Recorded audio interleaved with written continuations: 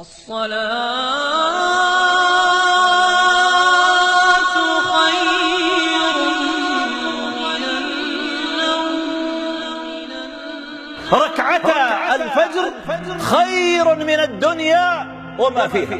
ما أكثر ما طرق أسماعنا هذا الحديث يا عباد الله. تخيل لو أنه قيل لك ستأخذ 1000 ريال لكل ركعتين تركعهما للفجر، كم سيدخل على قلبك من السرور والفرح، وكم ستحرص على المحافظة على هاتين الركعتين من أجل حفنة من المال. فما بالك لو زيد هذا المال أضعافا كثيرة وقيل لك مليار ريال لو حافظت على هاتين الركعتين. لو زدنا وقلنا كل كنوز الدنيا وذهبها وفضتها وبهرجها وكل ما فيها في مقابل ركعتين تركعهما قبل الفجر، إن رسولك وحبيبك محمد صلى الله عليه وسلم يخبرك عن ربه عز وجل أنه أعد لمن حافظ أو صلى هاتين الركعتين أن يعطيه أجرا وثوابا ونعيما خيرا من نعيم هذه الدنيا كلها.